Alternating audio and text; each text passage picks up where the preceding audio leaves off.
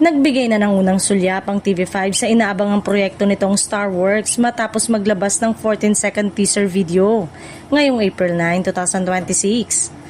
Kasabay ng paggunita sa araw ng kagitingan. Sa nasabing video, isa-isang ipinakita ang mga letra ng Star Works bago tuluyang lumitaw ang petsang 5/5/2026 na agad nagpasiklab ng curiosity at excitement sa mga manonood. Bagamat wala pang kumpirmasyon kung ito ang opisyal na launch date, maraming netizen ang naniniwalang may malaking anunsyo na nakaabang sa May 5. Ayon sa ilang source mula sa Kapatid Network, mas mainam na hintayin na lamang ang opisyal na pahayag, ngunit malinaw na may inihahandang bagong hakbang ang TV5 pagdating sa kanilang talent management.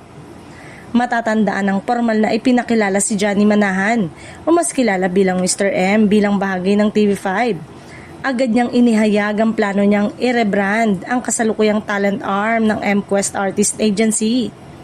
Layunin nitong magdala ng panibagong identity at direksyon sa paghubog ng mga artista sa ilalim ng Kapatid Network. Sa mga naunang panayam, ibinahagi ni Mr. M na matagal na nilang niluluto ang bagong pangalan at konsepto.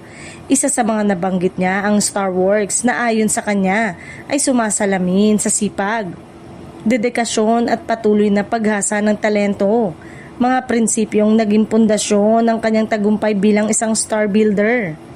Hindi maikakailang malaking ambag ni Mr. M sa industriya, lalo na sa kanyang pamamahala sa Star Magic ng ABS-CBN, kung saan marami siyang napasikat na artista. Maging sa GMA Network, naging mahalaga rin ang kanyang papel ng i-rebrand ang kanilang talent arm bilang Sparkle.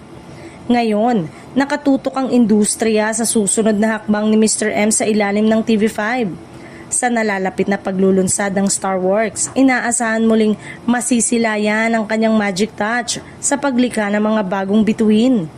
Abangan na lamang ang opisyal na anunsyo kung sino-sino ang mga magiging unang batch ng Star Works artist at kung paano nito babaguhin ang landscape ng showbiz sa bansa.